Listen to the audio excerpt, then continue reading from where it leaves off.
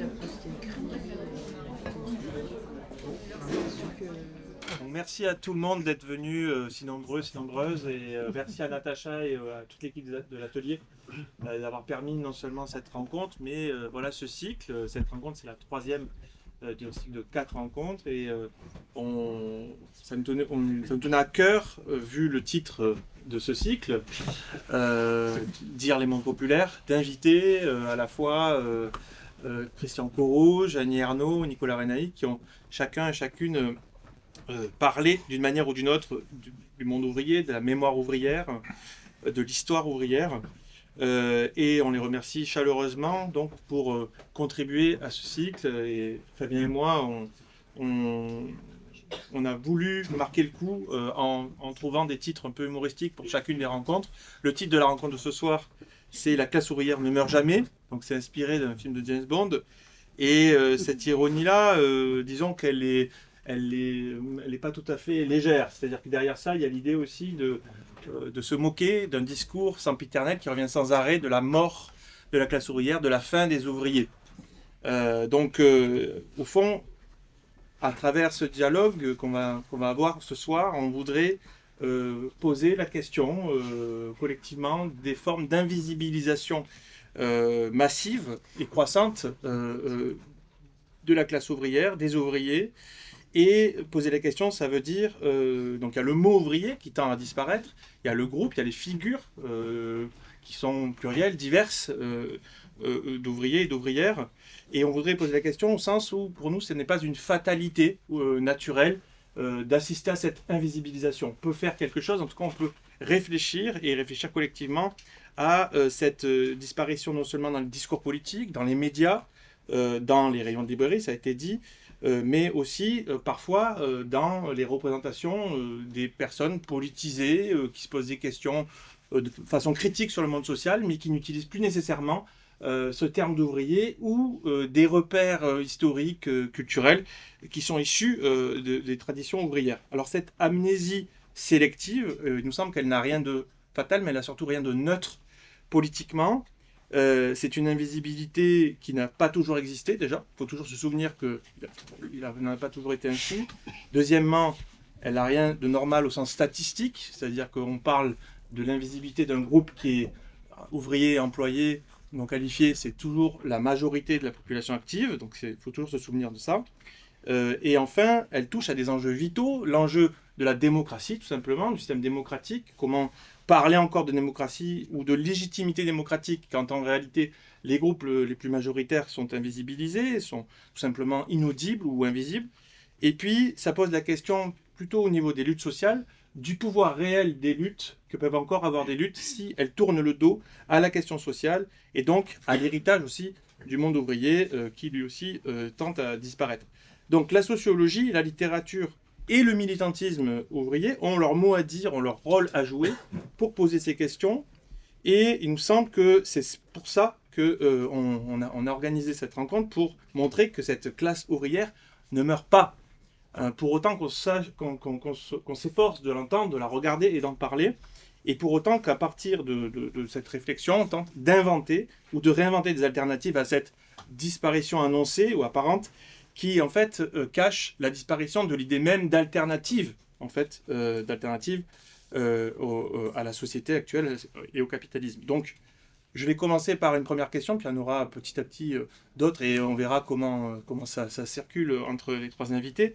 La première, c'est celle de la classe ouvrière et du groupe ouvrier aujourd'hui comme classe-objet, au sens où l'entendait Pierre Bourdieu.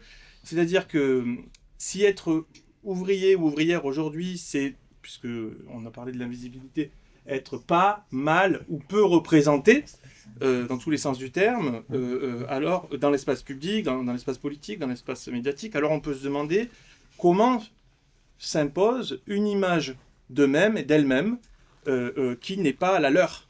Comment en fait il y a des représentations des ouvriers et des ouvrières qui circulent, qui tendent dans ce fond d'invisibilité croissante à s'imposer, celle du bof blanc raciste, celle du vieux prolo alcoolique, etc., au détriment d'autres figures. Et Christian Corouge me disait avant cette rencontre qu'il s'est toujours interrogé sur l'absence de réflexion sur ce prolétariat dont on ne parle pas, le prolétariat notamment immigré, qui fait partie de l'histoire mais aussi de l'actualité du groupe ouvrier. On pourrait penser aussi aux ouvrières. Et donc la première question, c'est comment, qu'il s'agisse des luttes, de l'écriture et de l'enquête, comment faire entendre, faire surgir d'autres voix ouvrières que celles qu'on perçoit dans l'espace public. Ces voix d'ouvrières, ces voix d'ouvriers, dans toute leur diversité, comment par le récit littéraire, on peut attraper une partie de cette population invisible, comment par les luttes, on peut les donner à voir et à s'exprimer, et comment par l'enquête, on peut essayer de comprendre et de se rapprocher de cette classe-objet. Je ne sais pas qui veut commencer. Je vais lancer l'affaire comme ça. Déjà, je pense qu'il faut juste en amont, avant de répondre à la question, enfin, ou d'essayer de donner des éléments de réponse, la première chose, c'est l'état du monde ouvrier aujourd'hui en France. Le monde ouvrier, c'est toujours un peu plus de 5 millions de personnes. Donc des actifs qui travaillent de leurs mains. Donc ça fait à peu près un peu moins de 20% des actifs. Donc c'est toujours très conséquent.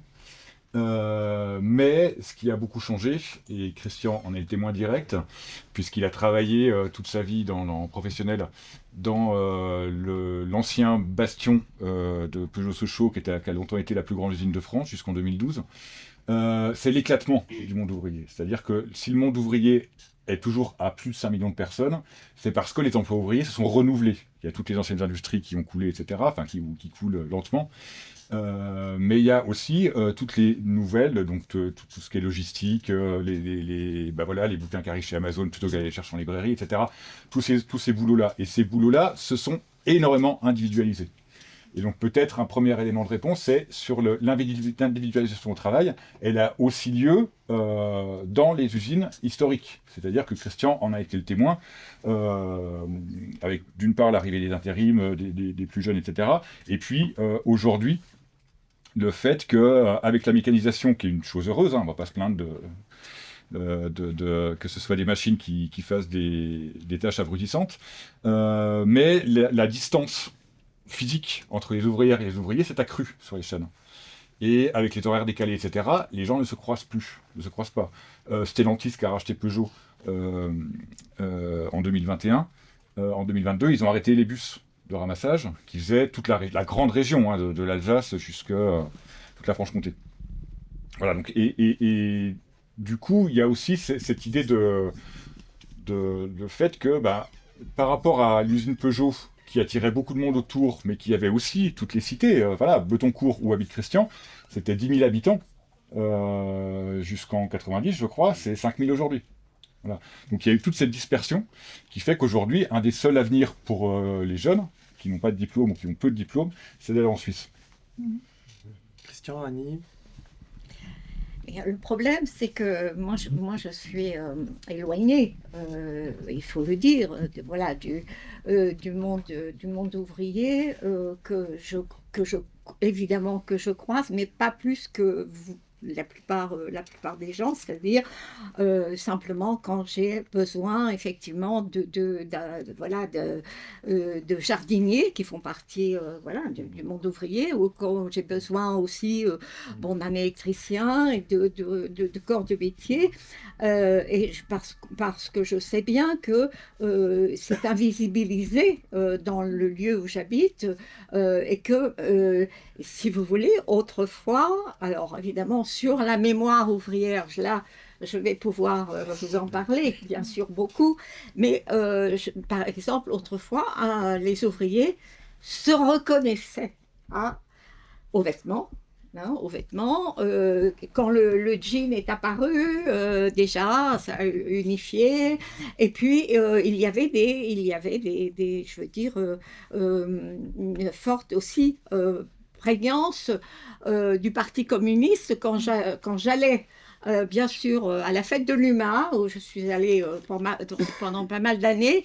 eh bien, si vous voulez, ça avait un sens, si vous voulez.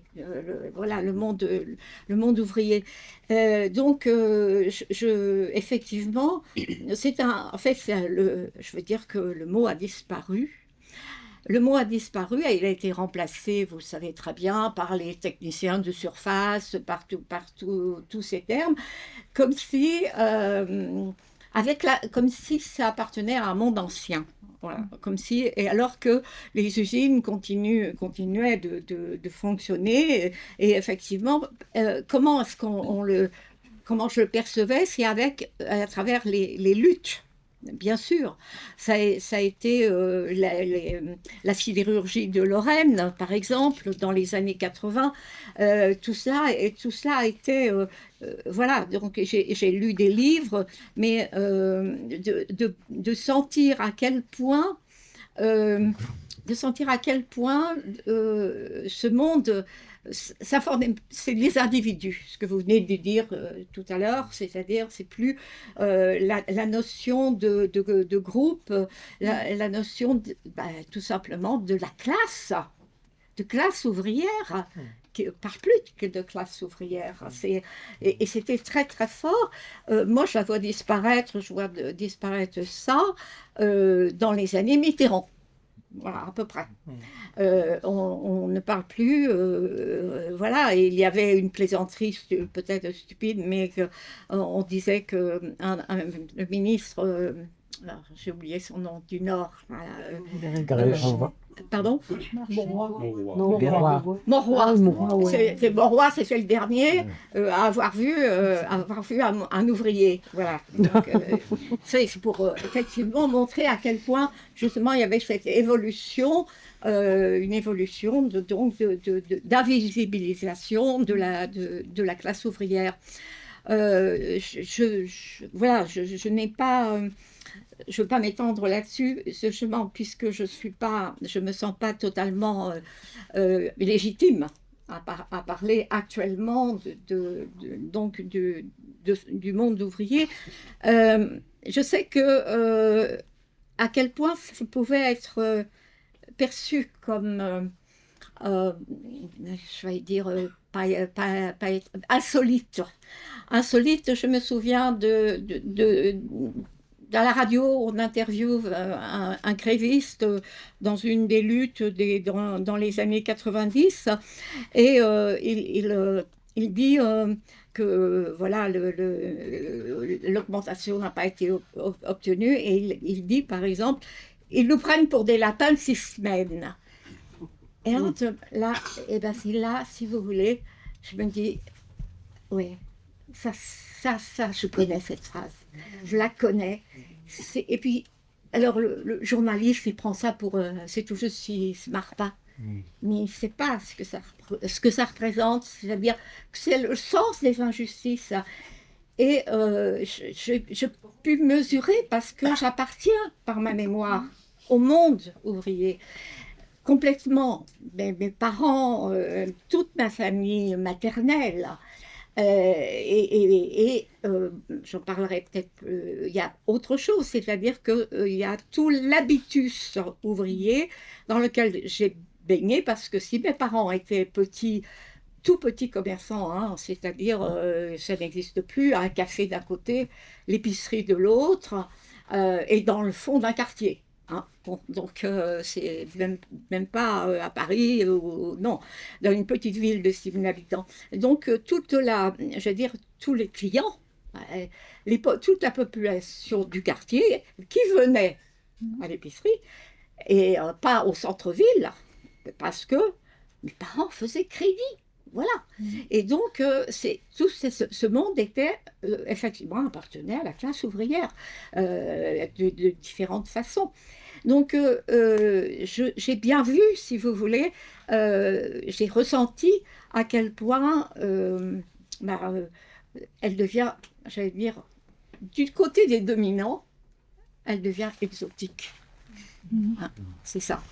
Voilà. Donc, voilà bon, un peu mon témoignage, hein, mais vous avez des choses plus intéressantes en tant que sociologue. En tant qu'ouvrier, peut-être.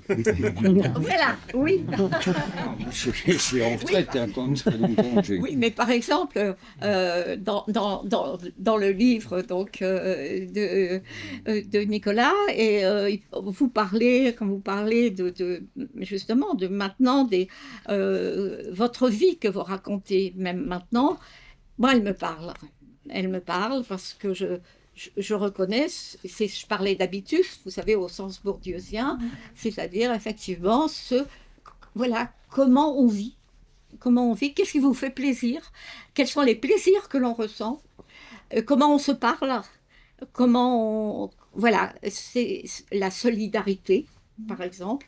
Voilà, donc, bon, j'arrête, c'est un peu décousu, là. Non, mais... Ça donne plein d'idées, Christian, peut-être. D'idées, je sais pas. Mais où c'est compliqué, c'est parce que ça oblige tout le temps à faire un recul vers le passé. Donc d'une grande usine de 44 000 personnes, avec ses traditions, ses luttes, ses espoirs aussi, parce qu'il ne faut pas oublier qu'il y avait aussi un espoir de changer les choses. Moi, quand je suis rentré ouvrier à 17 ans et demi à l'usine, je suis devenu militant aussitôt en pensant uniquement, mon père a fait des trucs, mais j'en ferai plus et on cassera la gueule au patron, quoi. Voilà, ce sera à nous l'usine. C'était ça la conception qu'on avait, mais c'était aussi un discours tenu par nos profs d'atelier dans l'éducation nationale. C'était des choses qu'on voyait vivants, nos copains, même dans les clubs de foot, c'était des copains prolos, je veux dire, voilà, c'était pas ces joueurs qui jouaient avec 70 000 euros par mois, ça n'avait rien à voir là-dedans. Et tout ça se trouve basculé complètement. Alors bien sûr, il y a l'arrivée de l'émigration, il y a le poids du Front National qui y va de son affaire, la délinquance, le machin, le truc. Mais on a toujours connu l'émigration dans ces grandes usines. Enfin, en Lorraine, je ne sais plus, mais à Longwy, je crois qu'il y avait 23 nationalités. À Sochaux, il y en a eu 17 ou 18. La première cellule du FLN à l'usine de Sochaux chez Peugeot, la première cellule du FLN, c'était à Sochaux. Je veux dire, faut se rappeler aussi de l'histoire, elle est marquante, elle est marquée aussi dans la répression. Faut pas oublier non plus aussi ces combats où les patrons gentils maintenant, avec des belles gueules comme elles ont actuellement, ça a toujours été des saloperies, je veux dire. Après, à taper sur... Parce que c'est comme ça, les choses. Moi-même, dans ma carrière, on ne peut pas appeler ça une carrière, hein, non, mais c'est 85 mises à plaies, c'est 2 demandes de licenciement, c'est ça, toute une vie. Mais 85 jours à pied, c'est pas facile, hein, d'être 16 jours à pied dans un mois. Hein. Qu'est-ce qu'on ramène à la maison pour bouffer? Je veux dire, c'est des questions, des vraies questions où les enfants sont partie prenante. Et toutes ces choses-là, toutes ces luttes ont un peu disparu. Moi, je suis content d'avoir Annie Ernaux. En lisant Annie Ernaux, on a eu les mêmes combats à un moment donné par rapport au droit à l'avortement, par rapport à cette montée des choses qui étaient dans la classe ouvrière, qui étaient vraiment porteurs dans le mouvement ouvrier, mais où les gens fermaient leur gueule, faisaient avorter leurs filles dans de mauvaises conditions, ou tout au moins ça devenait la honte de la famille. Le mot, je ne sais pas si tu connais, c'était « tu ramèneras pas 4 oreilles ». Ah non, je et voilà, donc, et c'était ça, il faut bien se rappeler de l'époque, et donc tous ces combats pour le droit à l'avortement, etc., moi auquel j'ai participé, mais c'est plutôt une fierté maintenant, mais en même temps tout ça, ça a disparu dans la facilité, dans les trucs. Alors je sais pas, premièrement il y a la formation de ces jeunes ouvriers qui est complètement différente, et puis il y a aussi, comment dire, les relations entre les gens, tu en as un peu parlé, mais Nicolas, la différence sociale, c'est que moi par exemple, une année, quand Sarkozy s'est présenté, je travaillais avec 2 jeunes, et il y en a un qui a voté Sarkozy. Et donc on a eu une réunion entre prolos en disant on veut plus travailler avec ce con. Et donc il est parti, le mec, il a pris son compte. Et oui, parce que c'est des réactions normales de classe, simplement. On vote pas pour un connard comme Sarkozy, ça paraît d'une limpidité, d'une logique implacable. Quand on est prolo, on vote pas ça. Déjà socialiste, c'est déjà difficile, mais alors là... et c'est tous ces combats-là, cette façon qu'a eu la presse aussi de se modifier par rapport à la vision du mouvement ouvrier, même de ses revendications. On nous a vendu les 39 heures, après on nous a vendu les 35 heures, mais aucun journaliste n'a parlé de l'annualisation du temps de travail. Ça veut dire que vous faites bien 35 heures normalement, mais si vous en faites plus, c'est mis dans un compteur. Ce compteur, si les bagnoles se vendent plus, on prend des heures là-dedans et on vous paye. Et puis l'annualisation, ça veut dire le travail le samedi soir, le dimanche soir. On oublie tout ça, personne n'en parle jamais. Et moi, quand je vois ces gamins qui vont à l'usine et ou dans les ateliers, on fait plus que des voitures avec des clims, mais il fait 40 degrés dans ces ateliers, 40 degrés en plein été. Comment on fait pour bosser normalement? Avec une surveillance accrue, pas le droit d'emmener une bouteille d'eau à son poste de travail ou quand on la renverse dans la bagnole. Mais c'est improbable. Coudre les poches de pantalon parce qu'un ouvrier doit avoir les mains disponibles et doit rien mettre dans ses mains, elles ne vont pas dans les poches. Mais c'est ça aussi une usine actuellement. Chez Toyota à Valenciennes, on distribue des couches aux prolos pour pas qu'ils aillent aux toilettes. Mais enfin, il faut imaginer quand même est-ce qu'il y a un reportage d'un journaliste quelconque qui va aller dénoncer ce genre d'affaires? Non, on en parle, les prolos coûtent cher. Voilà, la charge sociale, etc. Par contre, les bagnoles qu'on fabrique à 80 000 euros ou 70 000 euros, on n'en parle jamais. Nous, on n'a plus que les voitures chinoises, la petite, là. Mais c'est dramatique, je veux dire. Et l'espoir, c'était quand même que nos gosses deviennent moins cons que nous. Et pourtant, plus ils vont en fac et plus ils deviennent cons. Non, mais ils ont envie d'avoir d'autres vies et surtout de quitter ce milieu ouvrier. Ce que je peux comprendre, mais souvent ils renient aussi leur passé. Et ça fait mal, quoi. Quelque part, on vit mal. Alors bien sûr, avec Nicolas, c'est un peu son enquête, à savoir comment on survit dans ce genre d'univers très hostile quand même, avec un habitat dégradé, une population qui n'a plus de fric, des horaires de travail entre le chômage, etc. Les conditions météo, c'est pas terrible parce qu'il fait froid là-bas dans l'est de la France, c'est quand même pas... Et donc le chauffage qu'augmente, parce que c'est ça aussi des réalités ouvrières, qu'on a des petits salaires et puis que la moitié de son salaire passe dans les charges qu'il faut pour entretenir simplement un feu ou chauffage central, c'est dramatique. Et donc, comment on fait pour résoudre ça? On essaye de résister, et résister, c'est simplement retrouver ces bandes de copains, se dire, ils n'ont pas de fric, ils ne vont pas faire réparer leur bagnole au garage. Comment on peut faire, nous, qu'on a toujours travaillé comme ça, à droite, à gauche, en peinture, en tôlerie, en mécanique, comment on peut faire un atelier ou un garage, pas clandestin au vu de tout le monde, mais qui, à un moment donné, est gratuit, simplement, parce que ça paraît normal que les gens puissent vivre normalement, et puis vu qu'on a un savoir-faire, c'est tout, on le met à la disposition des copains qu'on avait dans l'usine. On ne le fait pas pour les cons. Voilà, voilà.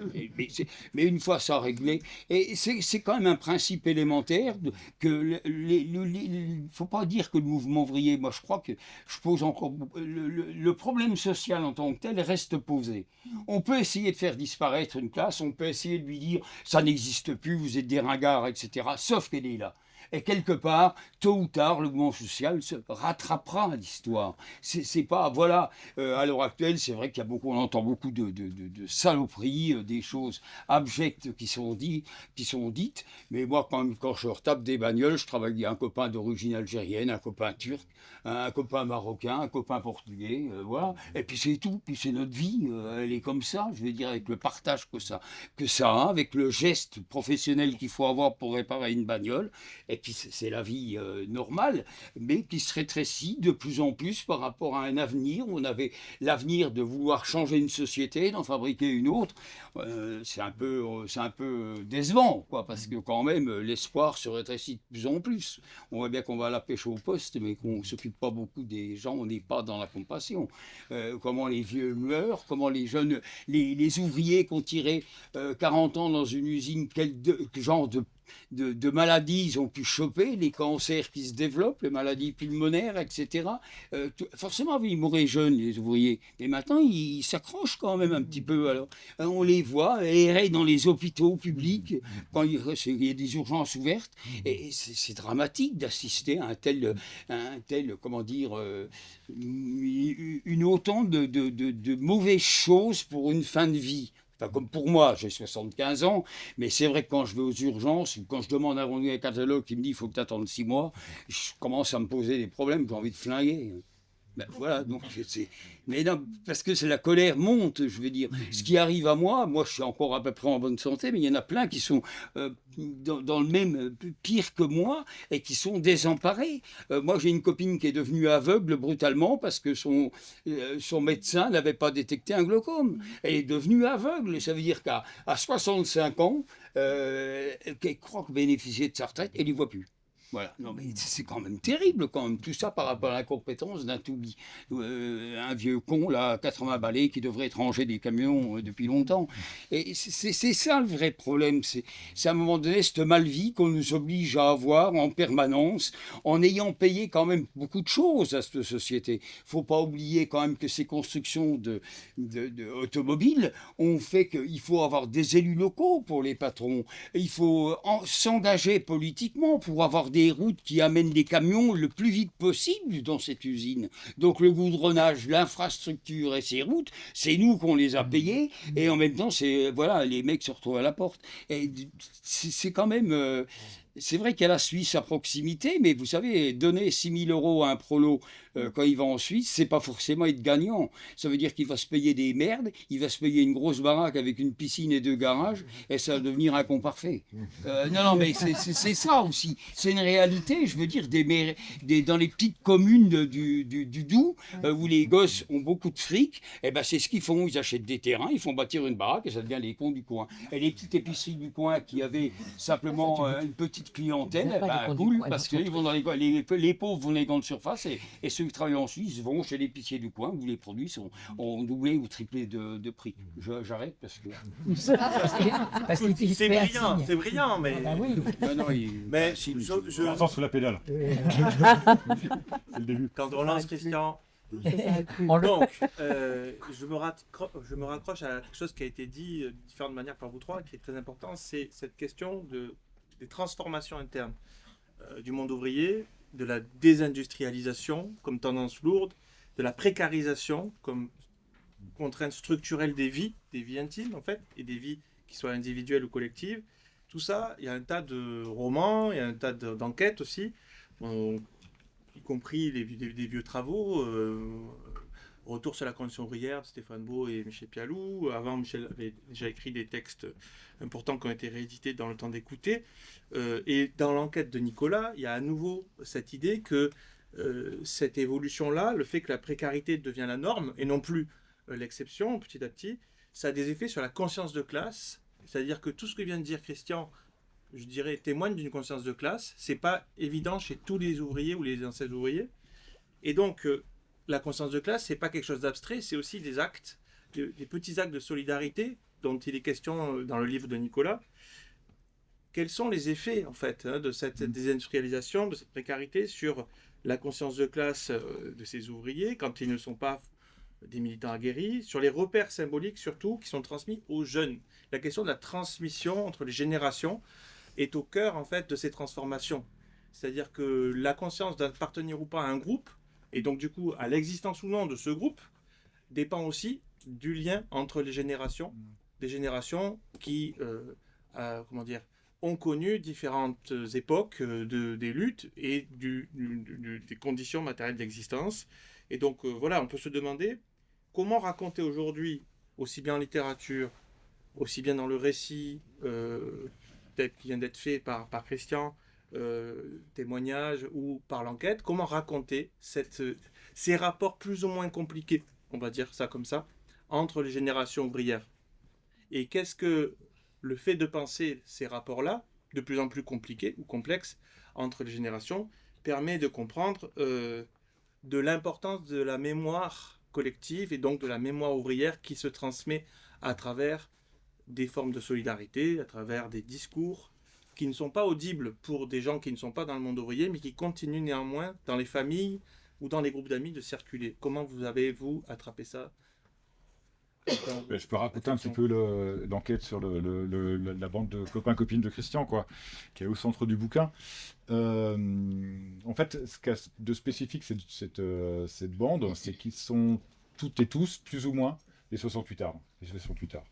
Et ça a marqué, vous l'avez déjà senti, Christian qui commence à raconter 68, la violence, les 2 meurtres à Sochaux, etc. Et en même temps, un premier appel d'air dans la société française, qui ont été les années 60, qu'a bien raconté Annie, etc., où la culture commence à devenir quelque chose de plus accessible.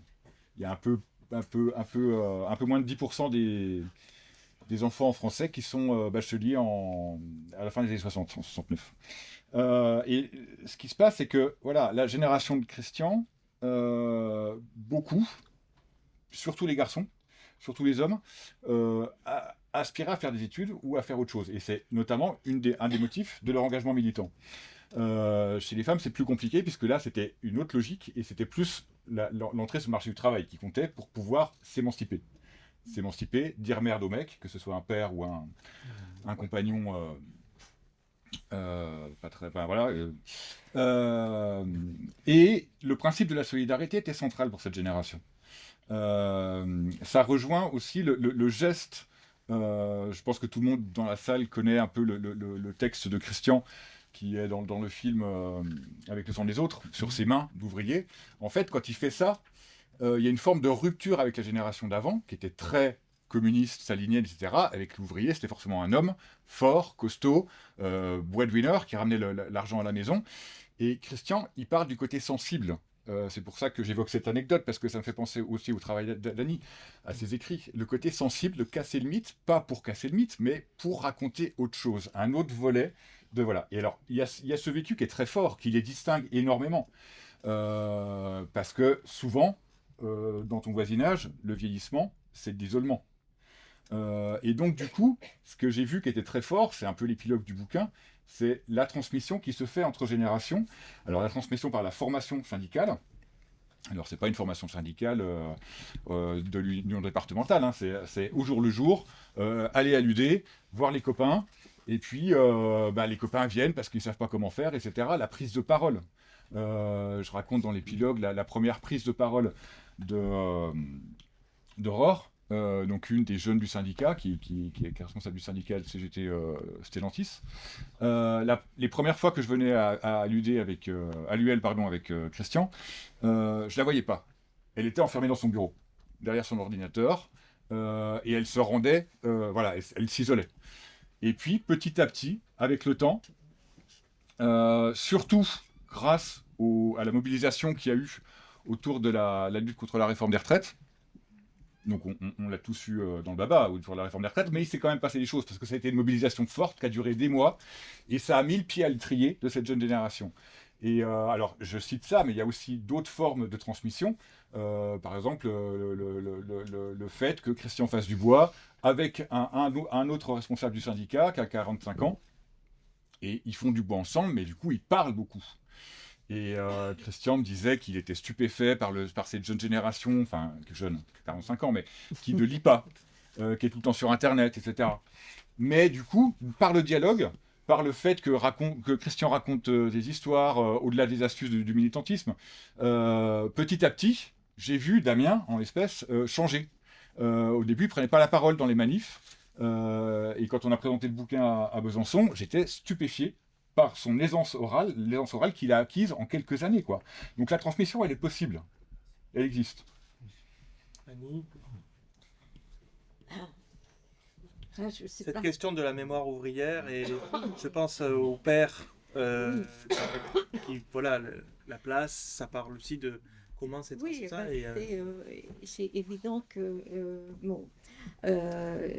ma mémoire telle qu'elle existe maintenant, qu'elle est complètement, j'allais dire, revenue, parce que en fait,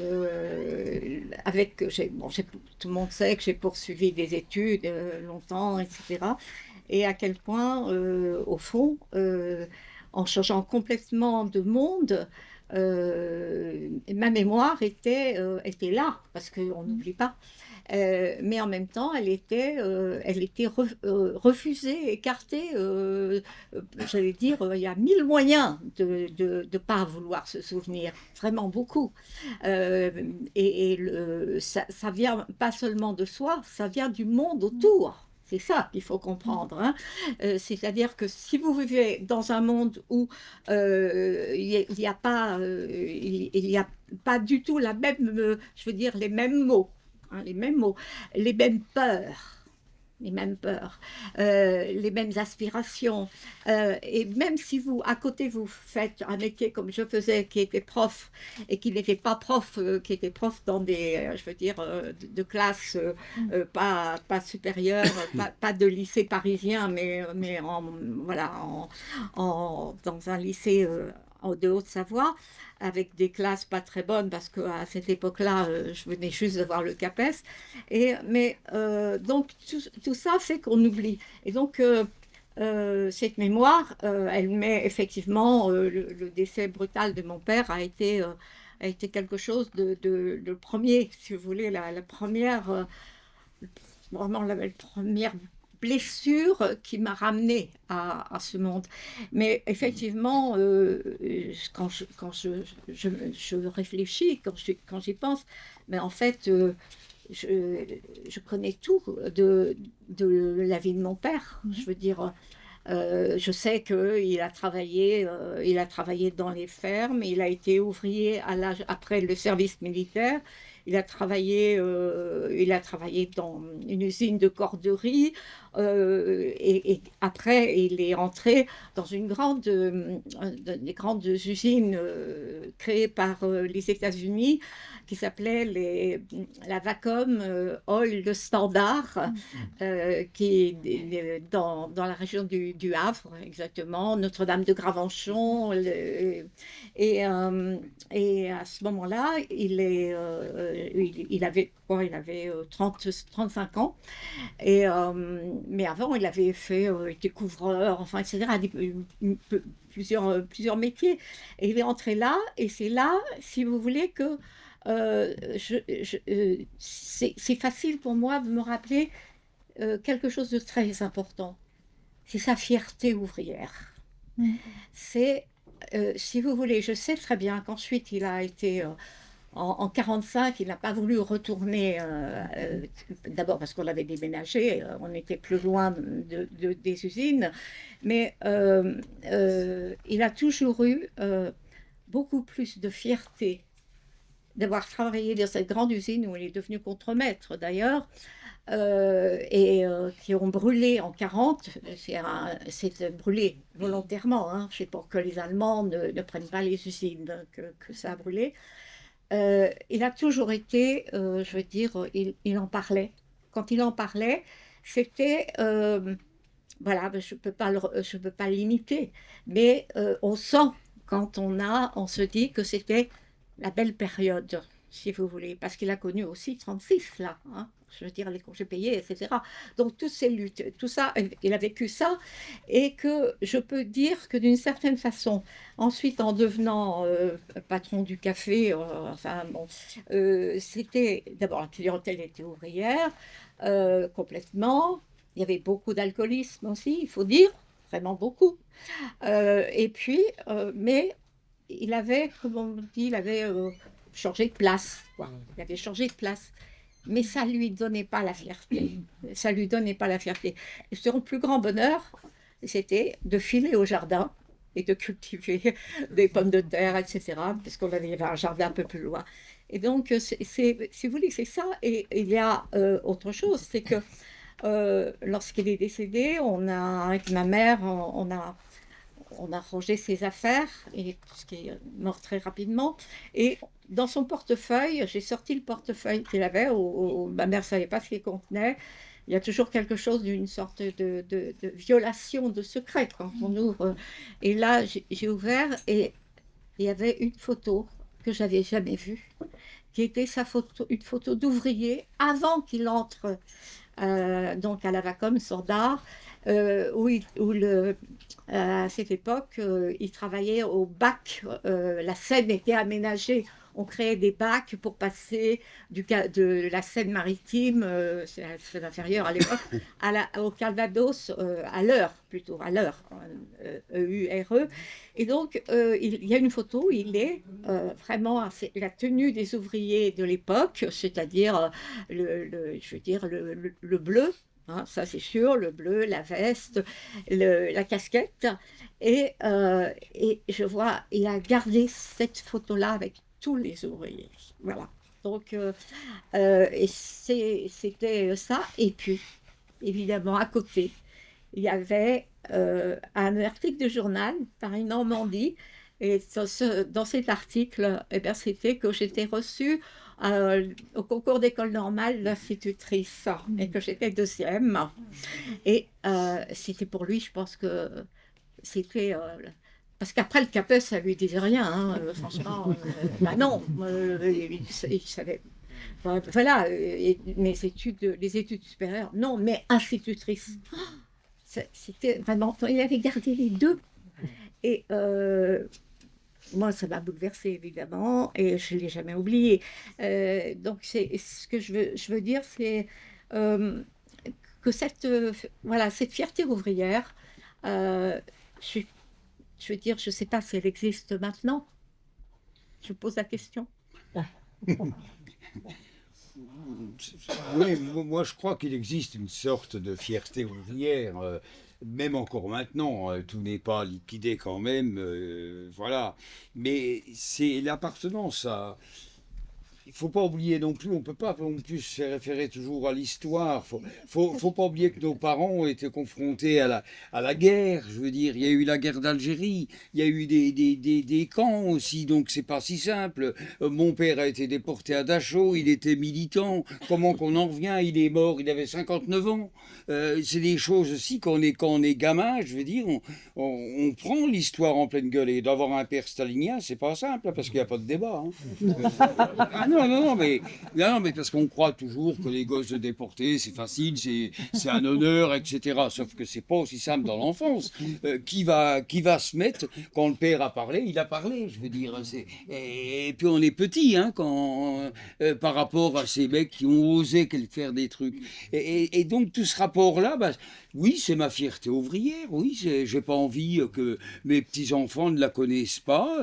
Il y a eu des moments de bonheur. Moi, j'ai connu un grand bonheur, c'était la grève de 89. Michel était là, Stéphane aussi. Et quand même, 7 semaines de grève, on ne peut pas imaginer, mais en se demandant comment on allait faire pour finir le mois, parce que là, c'est des vraies questions. Mais quand même, et quand on gagne, il y a quand même quelque chose, quand on raccompagne chaque gréviste à son poste de travail. Oui, c'est la fierté ouvrière, oui, qui n'a pas complètement disparu, puisque les copains qui partent, même encore à l'heure actuelle, en retraite où il y a 5 ans, demander à chaque collègue qui était fait pour les retraités, il a fait grève en 89? Non, il peut crever alors. Voilà. Et donc il en avait assez, donc il peut continuer à vivre comme ça. Voilà, mais comme quoi il y a des réalités comme ça de temps en temps, et dans ces quartiers populaires, on voit aussi dans les réunions, à l'heure actuelle on est en période électorale, mais au municipal, on voit tout le temps ces mêmes cas de figure, beaucoup de techniciens engagés plutôt à gauche un peu frileuse, hein, et tous les cadres de l'usine, cadres maison, souvent avec un petit diplôme, qui ont été reconnus par le mérite patronal, donc vraiment des merdes, rien qui s'occupait de qualité. S'occuper de qualité quand on travaille dans l'automobile, c'est ouvrir une porte, regarder ce qu'il y a dedans, puis la refermer. Hein. Ça marche ou ça marche pas, hein, c'est ça aussi. Hein. Et payer comme ça, dont un qui est maire de ma ville, qui était responsable du contrôle patronal. Parce qu'on ne parle pas des fiertés ouvrières par rapport à des acquis. Mais par exemple, 68, pour tout le monde, c'est la libération des mœurs, etc. Par contre, quand on est prolo, 68, c'est le droit à se soigner. C'est le droit à la mensualisation. C'est le droit de pouvoir, quand on a 42 fièvres, ne pas aller au travail. C'est ça que ça veut dire. C'est les accords aussi de 68. Et personne n'en parle, on n'entend pas beaucoup, on entend beaucoup les patrons, même l'État parler, ça coûte cher les 3 premiers jours, machin, etc. Mais c'est des acquis des grèves, des mouvements sociaux, avec des choses importantes quand même sur la santé des gens, simplement pouvoir se soigner, pas perdre de fric. Et c'est quand même un essentiel quand on parle de réalité sociale. Et puis il y a l'autre aspect par rapport à dans ces villages, les maisons sont faites de briques et de broc, et moi c'est toujours une espèce de plaisir de voir comment vont être organisés les jardins ouvriers avec leurs cabanes avec des trucs qui ramassent à droite et à gauche, comment ils vont faire pour s'en sortir, comment ils vont amener la flotte là-dedans pour arroser avec des étés de plus en plus chauds, comment leur système de chauffage avec les tas de bois devant les maisons continue à fonctionner. C'est toujours un plaisir, oui, un plaisir du groupe à un moment donné, se sentir entre soi en forêt, de faire son bois, puis je rencontre des gens qui ont la même, ou pas des déjà forcément la même situation, puisqu'il y avait même un pharmacien qui faisait du bois. Donc, mais qui était content, parce que les bois d'hiver sont longs, et c'est une bonne façon d'aller respirer de l'air différemment en forêt, simplement. Voilà, quitte à ramasser un arbre sur la gueule, mais ramasser un arbre sur la gueule ou une bagnole ou une... moi j'ai vu des accidents du travail tellement dramatiques, on ne peut pas imaginer. Je veux dire, quand on est rappelé, parce que j'étais délégué à 2 heures du matin pour aller voir un constat d'accident où le gars, il a un cou qui est long de 40 cm, il s'est fait prendre dans les maillons de la chaîne, on peut pas comment on va voir la famille, comment on va voir sa femme avec ses 3 gosses. Même le patron ne veut pas y aller tout seul. Et donc on a le choix, accompagner son patron pour aller annoncer la mauvaise nouvelle. Il faut avoir vécu ça, des trucs de fonderie qui se décrochent avec la fonte bouillante qui tombe sur la gueule du mec. On est comment dans cet univers? N'oublions pas les accidents de travail aujourd'hui, c'est quand même 3 par semaine, mortels. Et là on nous raconte des salades d'amélioration, le machin, mais quand le mec est sur le toit, il est sur le toit, puis il n'a pas le temps de s'attacher et puis il glisse. Voilà, bien sûr, on dit c'est l'accident, c'est malencontreux, etc. Il n'y a rien de malencontreux là-dedans. Tout ce pognon qui est gaspillé à droite et à gauche, qu'on est capable de construire des porte-avions, de faire autant de saloperies dans le nucléaire, on doit être capable aussi de surveiller médicalement sa population et donner des ordres aux patrons qu'ils agissent autrement. S'il ne faut pas supprimer les patrons, au moins qu'ils agissent autrement. Voilà. Donc la pièce de venir, elle est là. Voilà, Alors, ça fait une très bonne transition avec ce qui va être ma dernière question, puis après on pourra faire un petit tour de salle. C'est celle qui est à la fin, dans l'épilogue du livre de Nicolas, jusqu'au bout, de ce que Nicolas appelle les alliances interclassistes. En fait, en relisant Les Années d'Annie Ernaux, en relisant Résister à la chaîne de Christian Courreau et Michel Pialou, et donc en ayant suivi de près le texte qu'a écrit Nicolas, je me suis posé la question de ces alliances entre des groupes sociaux très éloignés, objectivement, qui ne vivent pas du tout dans le même monde, mais qui peuvent, à certains moments, nouer ce que certains historiens appelaient des rencontres improbables. Dans le cas de Christian, on pense tout de suite à Bruno Muel, ou Hope Medvedkin, dont il est question notamment dans Résister à la chaîne. Et dans les années, il y a tout un ensemble de moments sur les années post-68 où les horizons s'ouvrent et où des étudiants tout à coup se mettent à rencontrer qui des paysans, qui des ouvriers, et à sceller une sorte d'alliance plus ou moins provisoire, plus ou moins temporaire, plus ou moins durable, ça dépend, parfois même à aller plus loin, à constituer des amitiés, à tomber amoureux, amoureuse. Donc ça, c'est une époque qui... c'est la question que j'aimerais poser.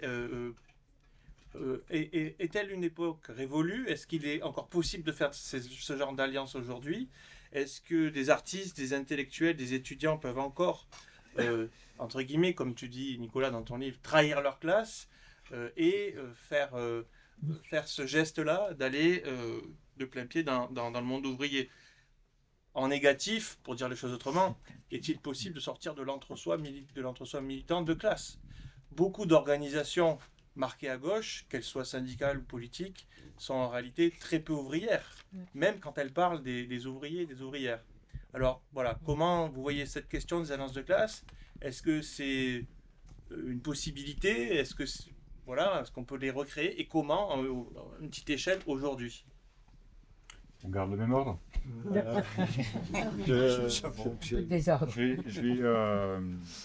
Je vais faire un tout petit détour pour répondre à ta question. Enfin, donner des éléments parce que c'est quand même une question très vaste. On sait, enfin tous les travaux de sociologie politique sur les partis de gauche et même ceux de droite d'ailleurs, décrivent, analysent cette exclusion des classes populaires au sens large des classes populaires, pas seulement les ouvriers et les ouvrières. Donc on le sait ça. Dans les rencontres que j'ai pu faire pour présenter le bouquin, à 2 ou 3 reprises, c'est le petit tour que je fais, j'ai été interpellé sur le fait que les conclusions politiques du bouquin. Oui, mais vous donnez pas de recommandations, qu'est-ce qu'on peut faire, etc. Il y en a une dans le bouquin, en conclusion. C'est justement là-dessus. C'est-à-dire les liens qui ont existé, qui existent toujours pour partie, je pourrais revenir rapidement, entre la petite bourgeoisie culturelle et les classes populaires. Ça, c'est un lien très fort qui a marqué ta trajectoire, Christian, tu le diras avec tes mots tout à l'heure, mais bon, c'est les groupes Helvetkine, c'est Yves Cohen qui débarque comme établi, etc. Voilà, à l'usine. Donc, et il y a tout ça, ça a soudé. Parce que, à ce moment-là, la petite bourgeoisie culturelle, et de l'éducation dans la culture, etc., était souvent, pas toujours, mais souvent d'origine populaire, et puis il y avait une politisation beaucoup plus forte à l'époque. Alors, pourquoi c'est inaudible? En fait, ça, c'est inaudible, ça ne ressort pas. En fait, je pense que c'est comme quand on parle, en fait, c'est la différence. Quand on décrit les inégalités, ça c'est entendable. Les inégalités en termes de santé, les inégalités en termes d'accès à la culture, à l'éducation, les militants de gauche, les gens de gauche l'entendent. Et là, effectivement, on peut donner des petites billes politiques pour comment mieux faire. Mais en fait, quand on parle, et c'est pour ça que je parle de petite bourgeoisie, et non de classe moyenne, parce que derrière le mot petite bourgeoisie, il y a la question de la domination. Et la domination, ça ne passe pas. C'est-à-dire que la domination, c'est accepter que moi, je suis un dominant. Quand je vais à Sochaux, en tant que sociologue, enquêter auprès des ouvriers, ouvrières retraités, je suis un dominant. Mais il faut sortir de son entre-soi. L'entre-soi militant, on en a besoin. L'entre-soi, on est là ce soir, on est dans un entre-soi, je pense, très petite bourgeoisie culturelle. Mais ça suffit pas. On en a besoin pour nous rassénérer. Mais justement, le fait de faire cette rencontre autour de la classe ouvrière, c'est des moments importants. Alors, ce que je vais dire pour finir, c'est que ces histoires-là, à partir du prisme de Sochaux-Montbéliard et Christian, je la vois continuer. C'est-à-dire que c'est une des raisons pour lesquelles j'ai été très bien accueilli chez Christian, mais chez tous ses amis. C'est-à-dire que je représente, on s'intéresse encore à nous. Il y a eu Stéphane, il y a eu Michel, il y a eu les historiens, Hatzfeld, Cohen, etc. Mais voilà, il n'y a plus personne maintenant, quoi. Et donc le fait de revenir, il y a ça. Et puis il y a les liens, enfin je veux dire, ce que Christian a vécu dans les années 70 avec les groupes Pendetkin, avec Bruno Muel, etc., Francine Muel, c'est pas fini. C'est-à-dire que ça s'est renouvelé. Et donc par exemple, il y a Olivier Azam qui est là, qui vient régulièrement filmer avec Christian. Et si vous ne le connaissez pas, vous ne le connaissez sûrement pas, il y a un documentaire qu'ils ont fait, qui est sorti l'an dernier, qui doit s'appeler Les immigrés du pays de Montbéliard, je ne sais plus comment, qui est un documentaire magnifique, où Christian va chercher des copains, des copines, des connaissances, des gens dont il a entendu parler, des gens dont on lui parle, quand Olivier arrive à se libérer pour venir, sur 2 jours, c'est très intensif, et donc ils vont voir les différentes personnes d'origine ou immigrées pour raconter leur histoire, avec toujours cette même touche de l'ouvrier qui se plaignait de ses mains, qui ne pouvait pas caresser sa femme et changer sa fille, c'est-à-dire du côté du sensible, de la trajectoire intime, humaine, voilà. Et donc ça continue. Simplement, il faut avoir cette capacité, du point de vue des dominants que je suis et que nous sommes, en règle générale, cette capacité à se remettre en question. Parce que quand les personnes me disent ça, me disent ouais, il n'y a pas de... En fait, pourquoi elles n'entendent pas? Parce que ça remettra en cause, je pense. C'est-à-dire que ça veut dire que dans les partis, dans les syndicats, dans les associations, dans la vie de quartier, dans le voisinage, etc., c'est pas faire la révolution que de s'intéresser aux gens aux gens de peu, comme on a pu le dire à un moment donné, qui sont autour de nous. Voilà. Et puis essayer d'arriver sans imposer, sans faire le prof, d'importer un peu de culture, et puis d'être aussi offert à la culture ouvrière, bien sûr, parce qu'il y en a eu qui existent. J'arrête là. C'est quoi votre source de motivation pour écrire au quotidien? C'est une question pour Annie, peut-être?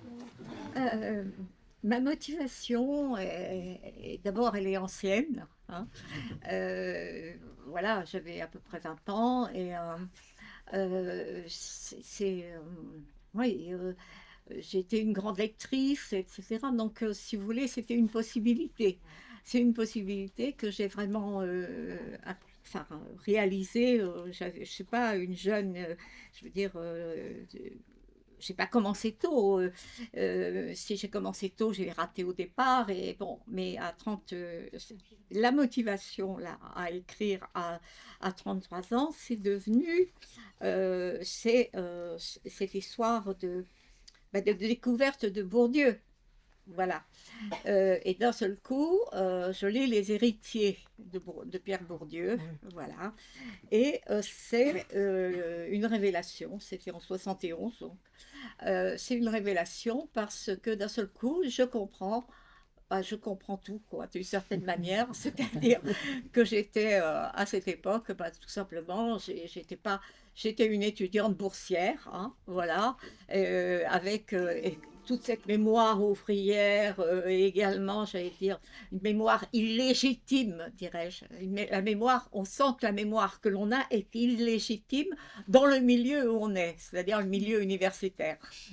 Et donc, ça me fait effectivement une...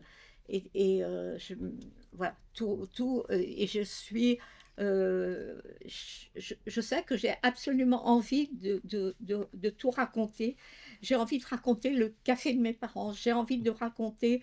voilà, les disputes, mais en même temps, je veux dire, l'alcool du café, et comment l'école privée, hein, privée. L'école privée littéralement, voilà, essaye de me transformer. Voilà, me transformer au fond, c'est ça, quoi, de parler bien, et puis d'avoir de bonnes manières, bon, etc. Et c'est vrai que je commence à voir, bon, et le café, etc., comme un lieu qui n'est pas bien. Parce qu'on n'a pas de mots à l'époque, on dit oh, c'est bien chez toi, c'est bien, ça veut dire voilà, luxueux, propre, etc. Et c'est pas bien, ça veut dire il y a des hommes il y a des ouvriers, il y a voilà, c'est ça, hein, c'est basique, hein, mais c'est matériel, voilà, c'est matériel. Ouais. C'est comment on s'habille, comment on a un frigidaire alors qu'il n'y en a pas chez moi, etc. Il n'y a pas des toilettes chez moi, il n'y a pas de toilettes normales, je veux dire. C'est des toilettes dans la cour. Et voilà, donc tout ça, et effectivement, je vais évoluer. Bon, j'ai dit que je n'allais pas prononcer le terme ce soir de transfuge de classe, et je suis un petit peu obligée de le faire, quand même. Et disons que je veux dire que ça déclenche tout, parce que je pense que j'avais un peu fait le deuil quand j'avais voilà, 30 ans. J'avais,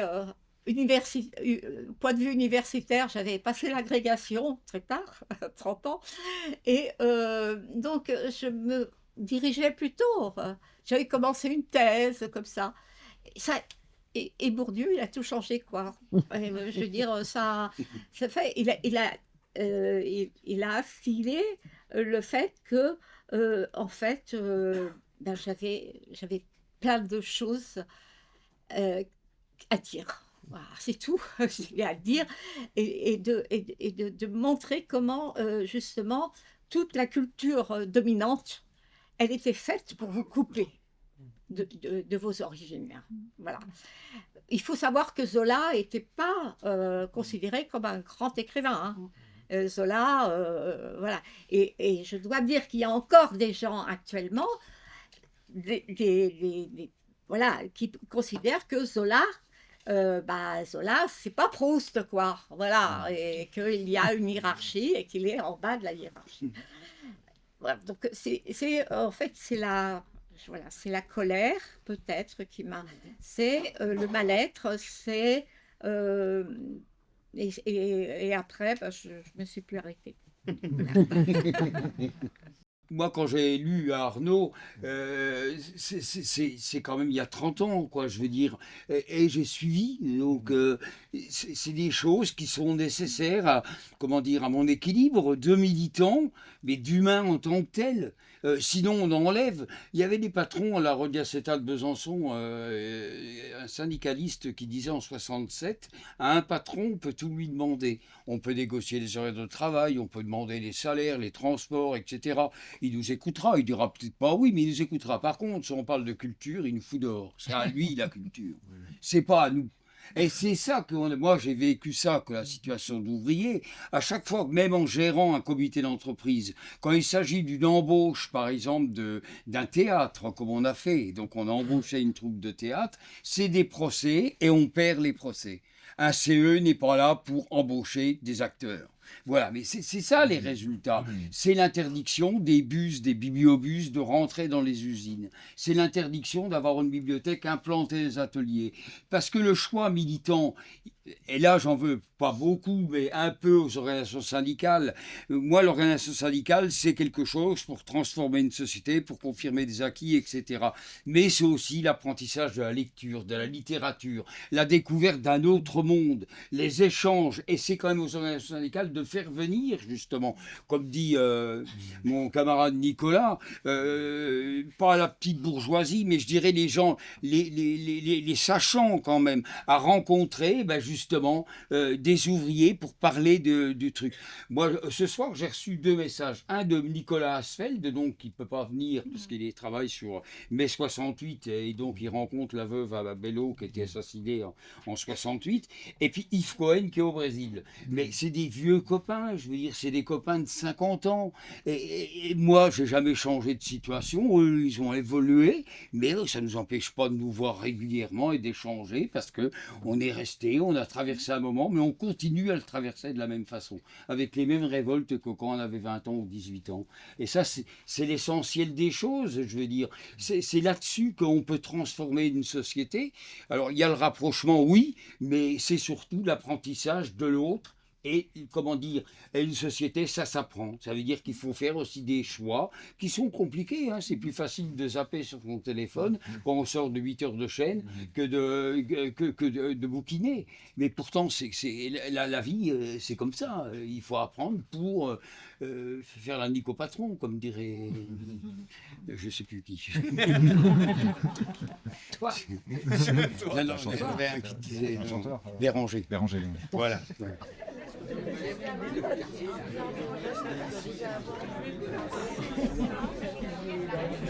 On va avoir des avis de réflexion. Voilà. On va dire parfois les mêmes choses à ton avis. On va se mettre là. J'attends la veille. Pour que ce soit chez lui avec la pêche.